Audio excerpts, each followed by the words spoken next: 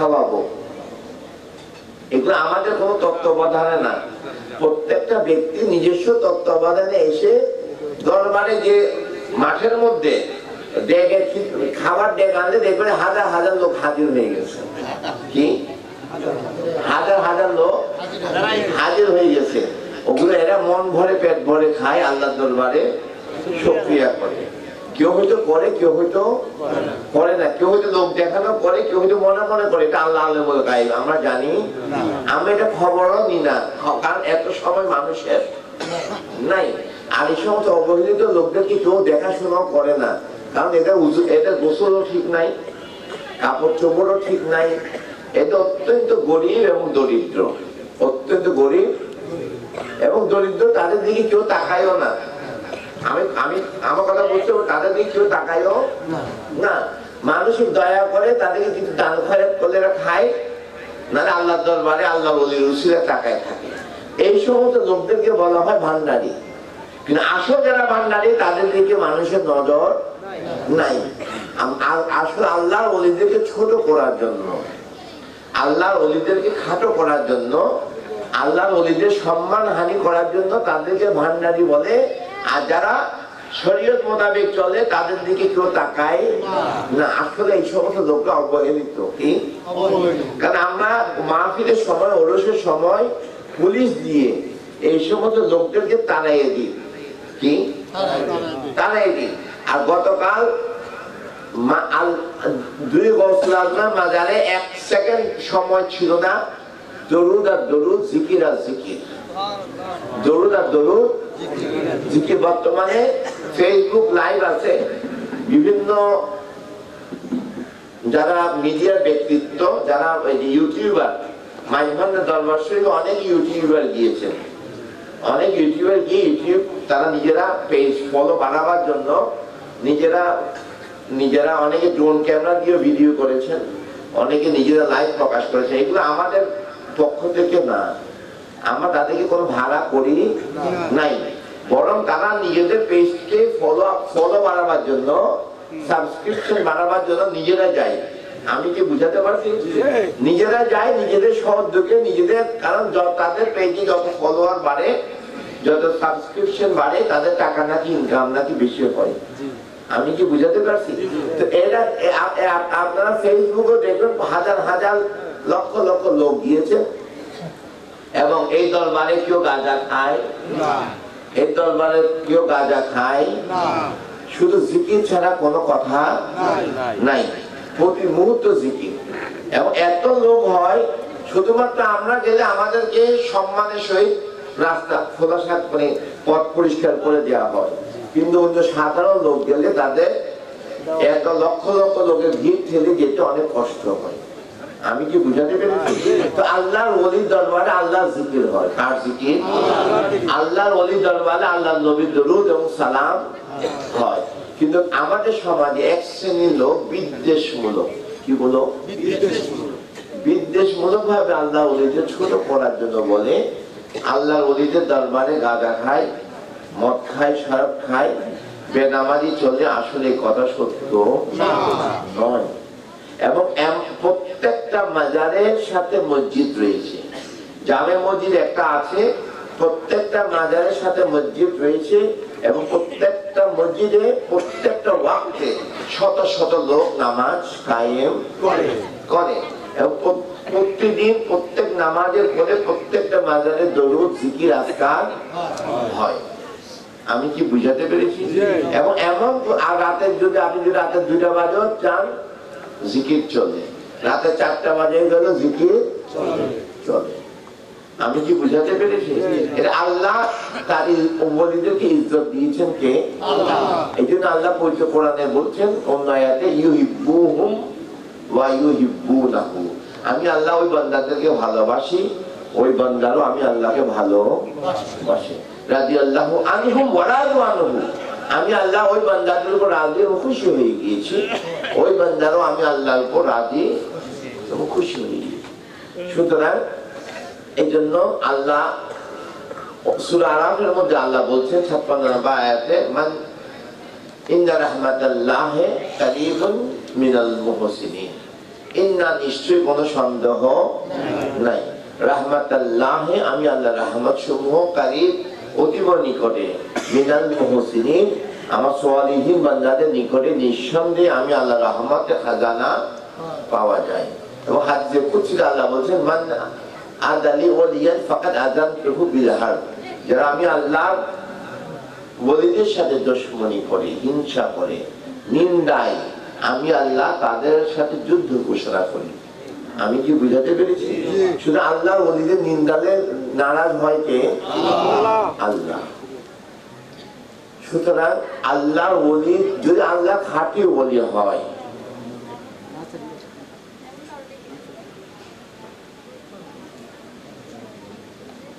আল্লাহর ওলিদের উসিলায় রেজামত বন্দি আল্লাহ সোহবতে হকদার হয় কে?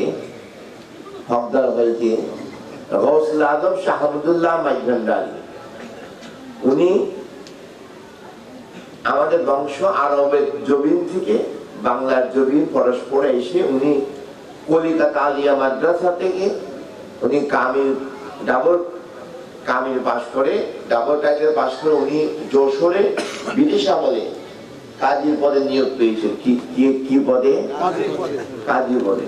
পরে যশোরের কাজী পদ থেকে ইস্তফা দিয়ে উনি মাইজভান্ডার দরবার শরীফে এসেছেন বিনা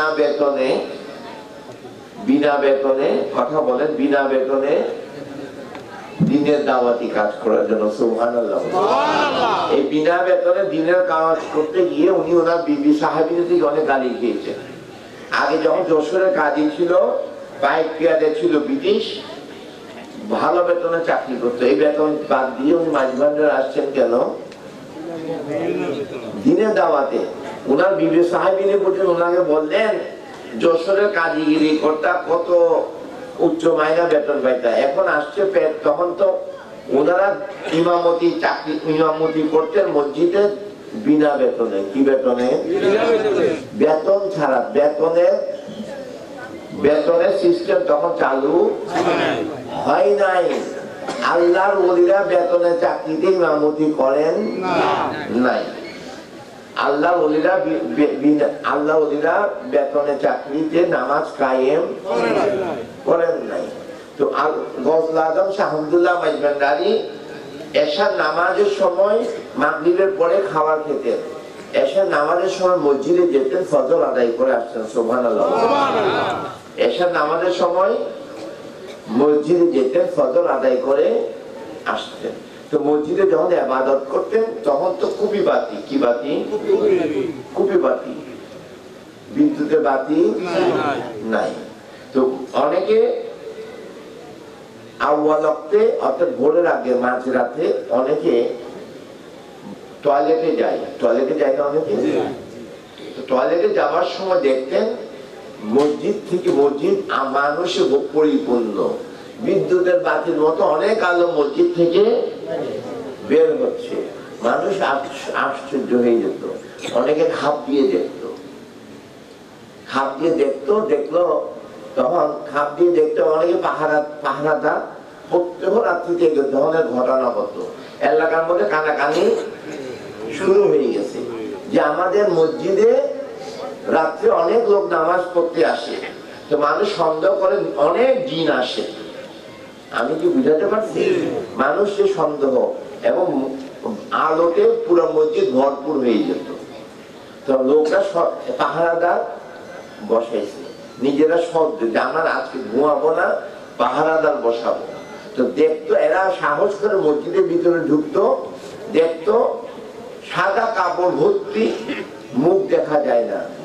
যারা ফেরেশতাদের দেখেছেন এরা জানেন ফেরেশতাদের চেহারা দেখা যায় না। যারা হায়াতে যারা ইবাদত করেন, তাহাজ্জুদ গুজার করেন, যারা ফরজগার মানুষ, এরা যারা দেখেছেন এরা ফেরেশতাদের চেহারা দেখা যায় না।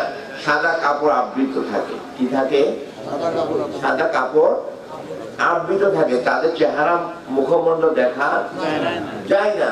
এই চেহারা আবৃত সাদা কাপড় পোশাকধারী, যাদের দেহ থেকে শুধু নূরের ঝলকানি বের হয়। কি বের হয়? নূরের ঝলকানি। এবং সবাই আমাদের মসজিদের ইমাম সাহেব, যাকে সকলে বড় মৌলানা সাহেব বলে ডাকতেন। কি ডাকতেন? বড় মৌলানা। কারণ উনি ক্যালকাটা আলিয়াতে শিক্ষকতা করেছেন, পরে বাংলার জমিনে এসে যশোরে কাজীগিরি করেছেন, পরে নিজে সহযোগে এক দিনের দাওয়াতি কাজে মাইজভান্ডার দরবারে ফরিদপুরের জমিনে চলে এসেছে। সুবহানাল্লাহ। পরে মানুষ ওনাকে ডাকতেন বড় মৌলানা সাহেব। এই কেরাম এই সমস্ত এগুলো দেখে মানুষ বলতেন উনি তো বড় মৌলানা, উনি ফকির মৌলানা। কি বলতেন? ফকির মৌলানা বলতেন। তো মানুষ ওনার কাছে বিভিন্ন মুসিবতে, এই পানি পড়া থেকে শুরু করে, মুশকিলাত থেকে শুরু করে বিভিন্ন যে যে মকসুদ নিয়ে আসতেন, মকসুদ পূরণ হয়ে যেত। এলাকার মধ্যে ছড়াছড়ি হয়ে গেলেন যে ফকির মৌলানা সাহেবের কাছে যে যে নিয়তে মানতে মকসুদে যায় সকলে দোয়া কবুল হয়ে যায়। সুবহানাল্লাহ। আল্লাহর ওলিরা নিজেরা প্রকাশিত হয় না। একটা ছোট্ট একটা কেরামত বলি। একদিন উনি মাইজভান্ডার দরবার শরীফ, ওনার মাজারের সাথে যে পুকুর আছে, কি পুকুর, পুকুরে উযু করতেছিলেন আসরের নামাজের সময়। কিসের সময়? এক খাদেমে ওনাকে পানি ঢালছেন পুকুরের মধ্যে বদনা দিয়ে। হঠাৎ করে উনি রাগান্বিত হয়ে গেলেন। কম वक्त তুই জানতে নেই ইয়া হামারা গোলাম হে। দরবার থেকে 18 দিয়াঙের পাহাড়ে, দরবার থেকে অনেক দূরে এই পাহাড়ে একজন কাঠুরিয়া দরবারের মধ্যে উনি খবর পেয়েছেন মাইজভান্ডার দরবার। তখন ছিল ইসাপুর গ্রাম। কি গ্রাম? এই গ্রামে একজন আল্লাহর ওলি আছেন, তার অনেক কেরামত প্রকাশিত হয়েছে। আমার গরু দুধ দেয় না। কি? আমার গরু যথেষ্ট পরিমাণ দুধ দেয় না। আমার গরু যে দুধ দেয় এটা আমাদের সংসার চলে না। আধা লিটার দুধ, ছোট আমার গরু আধা লিটার দুধ আমি হুজুরের দরবারে খেদমতে পেশ করব। এই উসিলে হুজুর যদি দুধটা খেয়ে আমার আল্লাহ দরবারে দোয়া করে, আমার গরু যদি ভালো দুধ দেয় আমাদের সংসারটা চলে যাবে। ওই কাঠুরিয়া এই দুধ নিয়ে আসার সময় জঙ্গলে বাঘে আক্রমণ করেছে। কি আক্রমণ করেছে? বাঘে আক্রমণ করেছে। বাঘে আক্রমণ করার সময় উনি গৌসুল আজম আহমদুল্লাহ মাইজভান্ডারীর নাম ধরে ডাক দিয়েছেন। সাথে সাথে দেখেন আল্লাহর ওলিদের নজর করম কেমন। সাথে সাথে কাঠুরিয়া দেখলেন বাঘ ওনার গায়ের উপরে হামলা করেছে। আজগবি আল্লাহর কুদরতের একটা নিশানা। আচমকে একটা বদনা এসে বাঘের মুখে এমন ভাবে পড়েছে, বাঘ সাথে সাথে মৃত্যুবরণ করেছে। আমি কি বুঝাতে পারছি? সুবহানাল্লাহ। কাঠুরিয়া সে বলছে নিশ্চয়ই আমার হুজুরের ফকির মৌলানা সাহেবের কোন একটা মুজাজা কেরামতি হইতে পারে। ফকির মৌলানা সাহেবের কেরামতি হইতে পারে।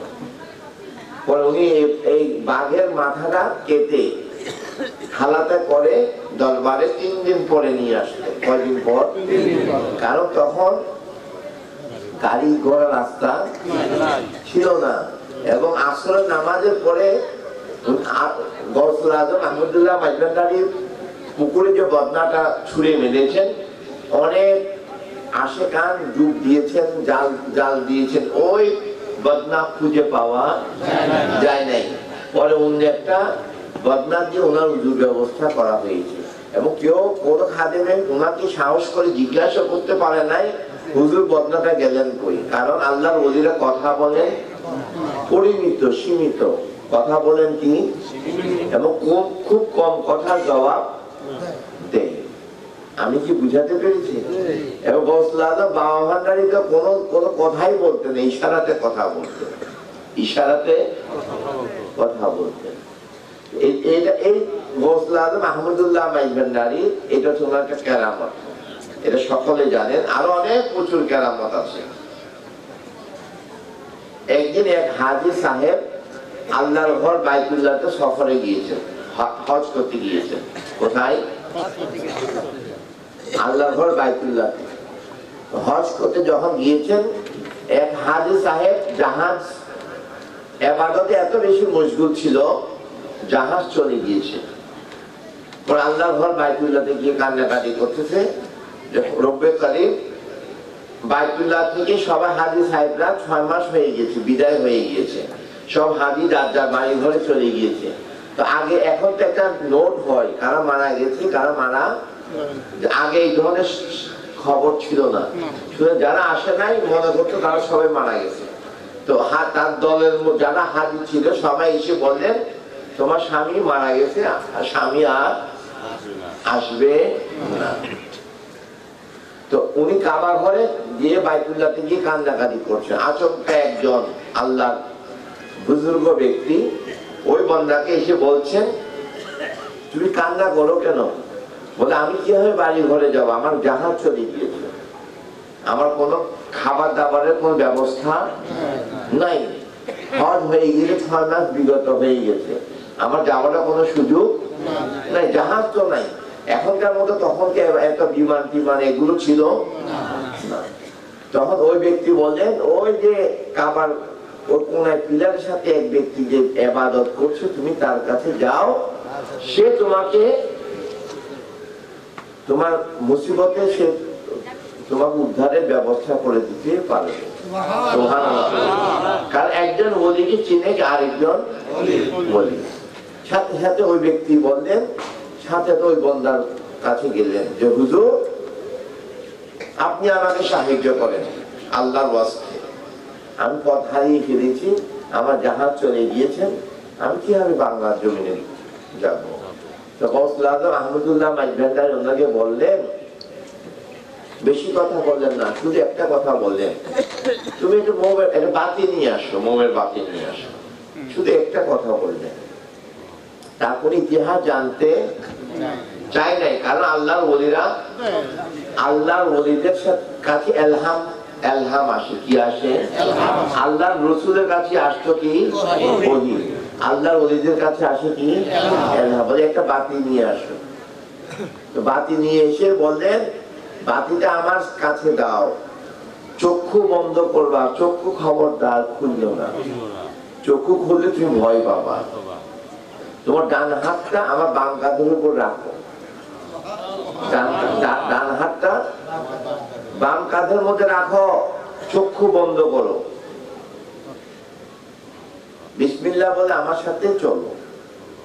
কথা শুধু দুটুকু, 1 কদম 2 কদম 3 কদম যাওয়ার পরে ওই ব্যক্তিকে গৌসুল আজম আহমদুল্লাহ মাইজভান্ডারী বললেন চোখ খুলো, চোখ খুলো।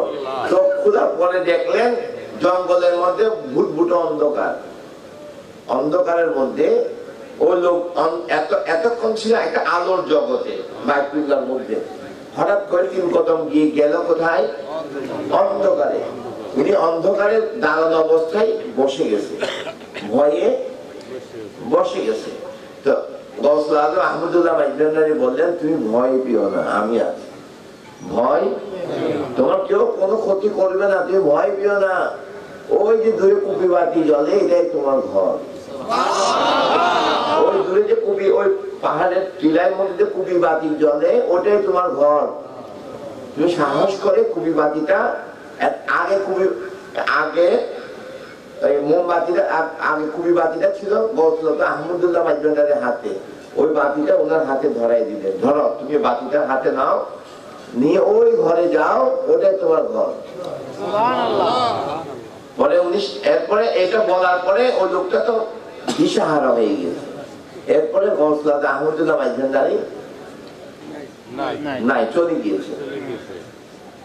পরে ওই লোকের কুবি বাতি ধরে ওই বাতি সন্ধান করে তার ঘরে গিয়ে দেখলেন তার বিবি কান্না করে এবং রোনা জারি করছে তার জন্য, ওটা আমার মাসুম বাচ্চা রেখে আমার স্বামীটা মারা গেল, তুমি কি বিচার করলো আমার সাথে?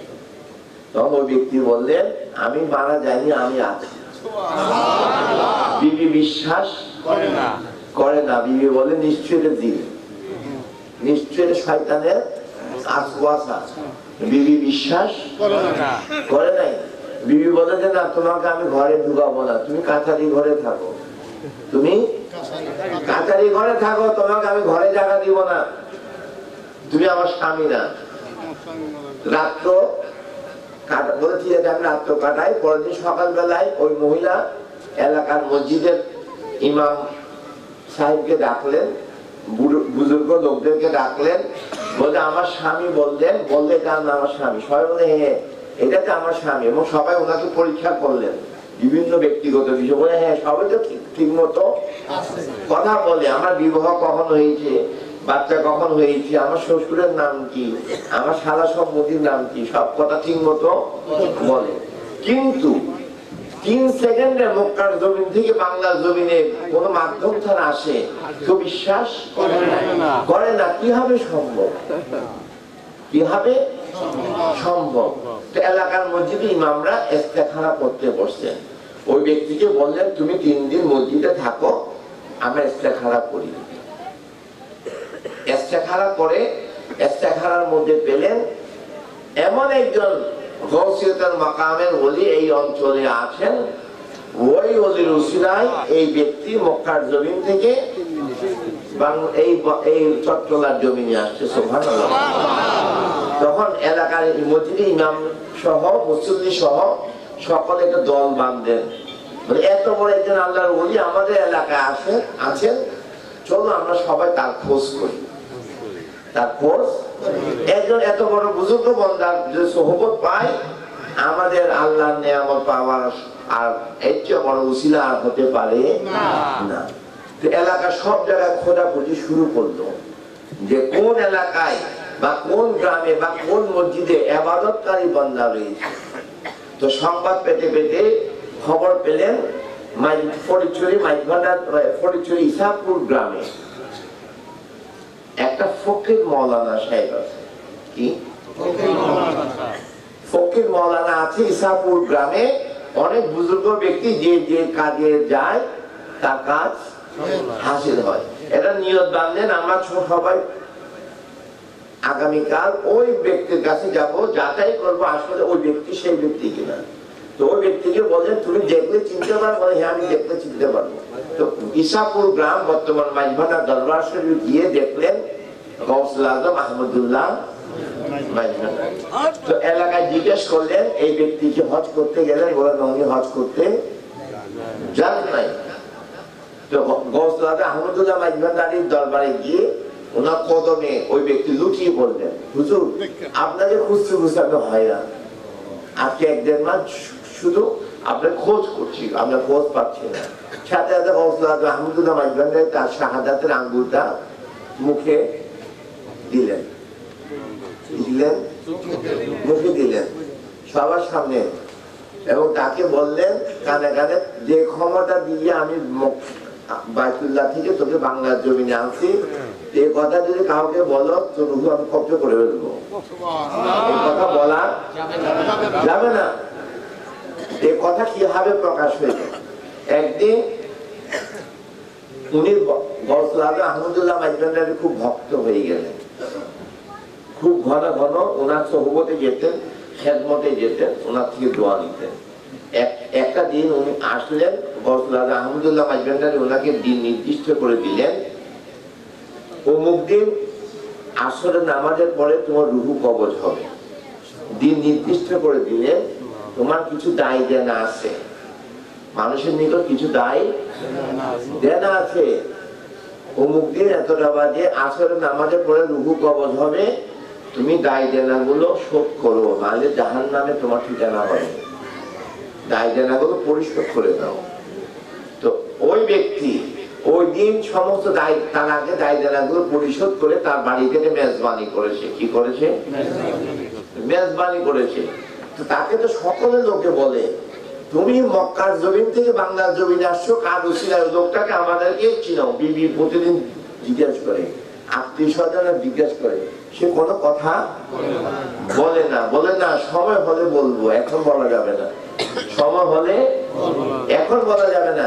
ওই মেজবানিতে তার সমস্ত আত্মীয় স্বজনকে ডাক দিয়ে উনি বললেন, এতদিন যে প্রশ্নের উত্তর আমি সাহস করে দিনাই, আমার রুহু কবজ হবার ভয়, আজকে গৌসুল আজম আহমদুল্লাহ মাইজভান্ডারী আমাকে বললেন আজকে আসরের পরে আমার রুহু কবজ হবে, সুতরাং মৃত্যুকে আমি আর ভয় করি না, মৃত্যুকে ভয় করি না। আমি যার উচিতে আসছেন উনি আমাদের ফকির মৌলানা সাহেব গৌসুল আজম আহমদুল্লাহ মাইজভান্ডারী। সুবহানাল্লাহ। এটা হচ্ছে মাইজভান্ডার দরবার শরীফের আল্লাহর ওলিদের হাজারো কেরামতের মধ্যে দুইটা কেরামত বললাম। আর গৌসুল আজম বাবা ভান্ডারী কেরামত বলে শেষ করা যাবে।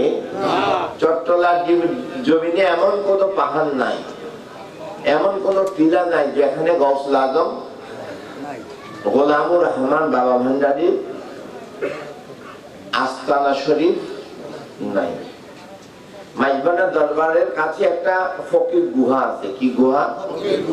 মানে সবাই নাম মানে আমাদের মানুষরা নাম দিতে ফকির গুহা, আসলে পাহাড়ের নাম ফকির গুহা না, অর্থাৎ এটাতে খিরাম পাহাড়। কি পাহাড়? অর্থাৎ ফকির, অর্থাৎ এখানে এমন একজন কামেল ব্যক্তি ইবাদত করেছেন যে পাহাড়টা জমিন থেকে, টিলাটা জমিন থেকে প্রায় 300 ফিট উপরে। কত ফিট? আপনারা ইন্টারনেটে কেউ যদি সার্চ করেন ফকির গুহা, আপনারা ছবি দেখবেন ইন্টারনেটে, এবং ইউটিউবে অনেক ভিডিও আছে ফকির গুহা। আর যারা সরজমিনে মাইজভান্ডার, চট্টগ্রামে মাইজভান্ডার থেকে খিরাম পাহাড়ে গিয়েছেন সবাই দেখবেন, ইন্টারনেটও এটা আছে অনেক কাহিনী। এই গুহাটা একদম খারাপ, এইভাবে কি জবের নূরের মধ্যে এভাবে খারাপ। এরকম খারাপ পাহাড়ে 300 ফিট উপরে আল্লাহর ওলি কিভাবে উঠেছে? কোনো সিঁড়ি নেই, সিঁড়ি। বর্তমানে জিয়ারতকারীরা লোহার সিঁড়ি বসাইছে। কিসের সিঁড়ি? লোহার সিঁড়িতে যাদের কোমরে জোর আছে তারাই সিঁড়ি বাইতে পারবে। কথা বুঝেন নাই? এই খাড়া সিঁড়ি যাদের কোমরে জোর নাই, এই খাড়া সিঁড়িও তারা বাইতে পারবে না, কারণ একটু যদি পা পিছলাই পড়ে যায় তারা হাত তারা খুঁজে পাওয়া যাবে না। আমি কি বুঝাতে পারছি? পাহাড়টা এইরকম খারাপ। পাহাড়টা কি এরকম? পাহাড় অনেক আছে না কোমরে জোর কম, অনেক আছে না কোমরে জোর কম, মানে হাতে পায়ে শক্তি কম। 300 ফিট উপরে উঠার সময় যদি কেউ পা পিছলাই যায় বাঁচার কোনো শক্তি নাই। এবং ওই গুহার ভিতরে আল্লাহর ওলিরে ইবাদত করার জন্য আল্লাহ এমন একটা সুন্দর ব্যবস্থা করে দিয়েছেন যেখানে গৌসুল আজম গোলামুর রহমান বাবা ভান্ডারী ইবাদত করতেন। বাবা ভান্ডারীর কেরামত অসংখ্য কেরামত, যে কেরামত বলে শেষ করা যাবে না। ওনার এটা মক্কা মুআজ্জামার একটা কেরামত বলি। একদিন মক্কা শরীফে কাবা বাইতুল্লাহর মধ্যে চট্টগ্রামের এক হাজী সাহেব, কি হাজী সাহেব দেখলেন ওনার ডান দিকে গৌসুল আজম শাহ গোলামুর রহমান বাবা ভান্ডারী খুব সুপুরুষ ছিলেন। ওনাকে গৌসুল আজম আহমদুল্লাহ মাইজভান্ডারী ওনাকে পিরানে পীর ডাকতেন। কি ডাকতেন? পিরানে পীর। এবং ওনার যত মুরিদ ফরজন ছিল সব আহমদুল্লাহ মাইজভান্ডারী ওনার সব বাবা ভান্ডারীকে ট্রান্সফার করে দিতেন। ওনার আসলে বলতেন যাও পিরানে পীর के पास जाओ, वही शाही जलाल है, मिलके मिलके रहने वाला है, तुम्हारा इब्तिदा और इंतहा उन्हीं के पास है। सुभान अल्लाह। ওনার একটা কেরামত বলে মাহফিল শেষ করে দিচ্ছি। উনি দেখতেন ওনার ডান পাশে এমন একটা সুপুরুষ দাঁড়িয়েছেন যেটা মানুষের সুরত হতে পারে না, এবং ওনার গায়ে থেকে এত খুশবু আসতেছে। ওই ইমাম, ওই মৌলানা সাহেব বারবার ওনার দিকে চেহারার দিকে তাকাচ্ছে, বারবার ওনার চেহারার দিকে তাকাচ্ছে। চেহারা থেকে তো নূরের ঝলকানি বের হচ্ছে যেটা সাধারণ একজন ব্যক্তির মধ্যে সম্ভব না। এবং উনি নামাজ না পড়ে শুধু ওই বাবা ভান্ডারী চেহারার মধ্যে তাকাচ্ছে। আযান হয়ে গেছে, একামত হয়ে গেছে, নামাজ শুরু হয়ে গেছে। বাবা ভান্ডারী কালো বিলম্ব না করে আল্লাহু আকবার বলে কাবা শরীফে ইমাম ইমামের পিছনে নামাজ জন্য দাঁড়িয়ে গেছেন। নামাজ পড়ার আগে, ইমাম নিয়ত বাঁধার আগে ওই মৌলানা সাহেব ওনাকে জিজ্ঞেস করলেন, হুজুর, চট্টগ্রামের ভাষায় বললেন, হুজুর আপনার নাম কি? হুজুর আপনার নাম কি? নিয়ত বাঁধার আগে শুধু উনি সুযোগ পেয়েছে এই কথাটা জিজ্ঞেস করার জন্য, হুজুর আপনার নাম কি? বাবাহানের জবাব দিলেন, আমার নাম মাইমুনার বাপ। কি বললেন? আমার নাম। দেখেন আল্লাহর ওলিরা কত কৌশলী, পরিচয় দেন নাই। কি দেন নাই? পরিচয় দেন নাই। উনাকে জিজ্ঞেস করলেন, হুজুর আপনার নাম কি? আপনি তো সাধারণ